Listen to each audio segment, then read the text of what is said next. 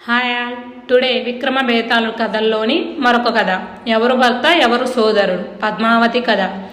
విక్రమార్కుడు ఆడిన మాట కోసం పట్టు విడవక తిరిగి చెట్టుపై నుండి బేతాళుణ్ణి క్రిందకు దించి భుజం మీద వేసుకొని కార్యదీక్షాపరుడై వడివడిగా నడకను సాగిస్తాడు.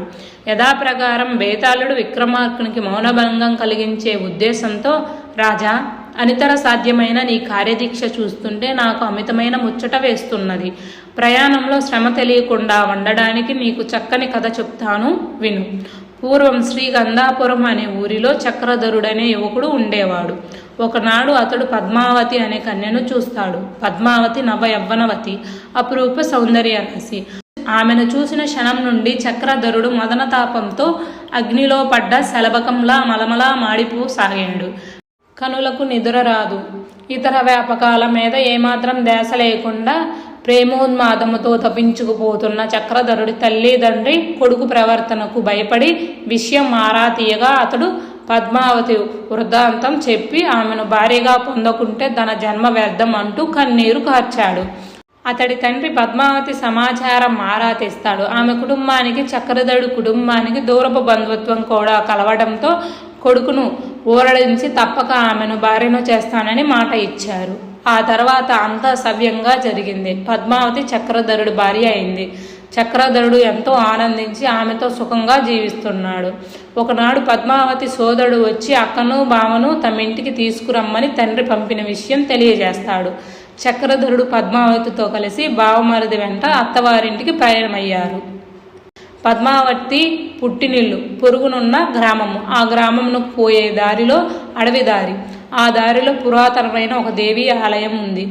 మధ్యాహ్నం వేళకు చక్రధరుడు పద్మావతి ఆమె సోదరుడు ఆ ఆలయమునకు సమీపించి చెట్టు నీడన విశ్రాంతి తీసుకొని సేద తీరుతున్న సమయంలో హఠాత్తుగా చక్రధరుడు ఆ ఆలయంలోనికి వెళ్ళి దేవిని దర్శించుకోవాలన్న తపన కలిగింది. బావుమరిదిని భార్యను అక్కడే వేచి ఉండమని చెప్పి తానొక్కడే ఆలయంలోకి వెళ్ళి దేవిని దర్శనం చేసుకున్నాడు.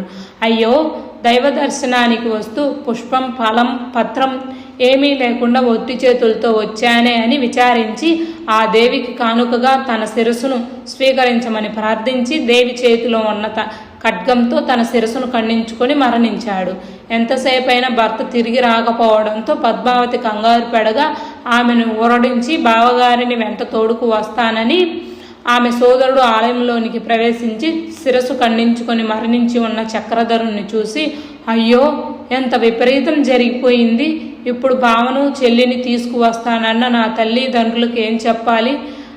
భర్తను క్షేమంగా తెస్తానని మాట ఇచ్చిన నా చెల్లికి ముఖం ఎలా చూపించాలి అని విరక్తి చెంది అదే ఖడ్గంతో తన శిరస్సు ఖండించుకొని మరణించాడు. కొంత సమయం ఎదురు చూసిన పద్మావతి భర్త, సోదరుడు తిరిగి రాకపోవడంతో వారికి ఏ ఆపద సంభవించినదోనని కంగారు పడుతూ ఆలయంలోనికి ప్రవేశించి వారిద్దరి మృతదేహాలను చూసి, అయ్యో, నేనెంత దురదృష్టవంతురాలిని, పాపాత్మురాలిని కాకుంటే ఒకేసారి భర్తను సోదరుని పోగొట్టుకుంటానా అంటూ అత్తెంట ఇటు పుట్టెంట కడుపు కోతను మిగిల్చి నేను బ్రతికుండి ఏ ప్రయోజనం అనుకొని అప్పటికప్పుడు తన ఒంటిపైనున్న చీరతో ఆ దేవి విగ్రహం ముందే ఉరికొయ్యకు వేలాడుటకు సిద్ధపడగా అంతటా దేవి ప్రత్యక్షమై ఆమె ప్రయత్నాన్ని విరమించి వారి శిరస్సులు మొండెంక అతికించమని వెంటనే వారు జీవిస్తారని ఉపదేశించి అదృశ్యమైంది. పద్మావతి ఎంతో ఆనందించి వారి శిరస్సులను మొండెంకు అతికించుటలో కొంచెం త్రోటుపాటు చెంది భర్త మొండెంకు సోదరుడి శిరస్సు, సోదరుడి మొండెంకు భర్త శిరస్సును జత చేసింది. రాజా, విన్నావుగా ఈ కథ. ఇప్పుడు పద్మావతి భర్తగా ఎవరిని స్వీకరించాలి?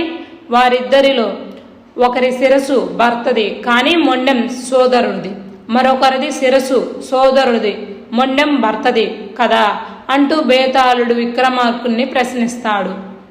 అప్పుడు విక్రమార్కుడు, బేతాళ, సర్వేంద్రియానం నయనం ప్రధానమని, సర్వేంద్రియానం శిరస్సు ప్రధానమని పెద్దలు చెప్పిన న్యాయము, ధర్మము, నయనము, బుద్ధి ఉండేది శిరస్సులోనే కనుక మనిషి గుర్తింపు అతని శిరభాగం బట్టే జరగటం సముచితం. కనుక భర్త శిరస్సు, సోదరుడి మొండెం ఉన్నవానినే పద్మావతి భర్తగా స్వీకరించాలి అంటూ విక్రమార్కుడు సమాధానం ఇవ్వడంతో అతడికి మౌనభంగమై బేతాళుడు మాయమైపోయి తిరిగి చెట్టును ఆశ్రయిస్తాడు.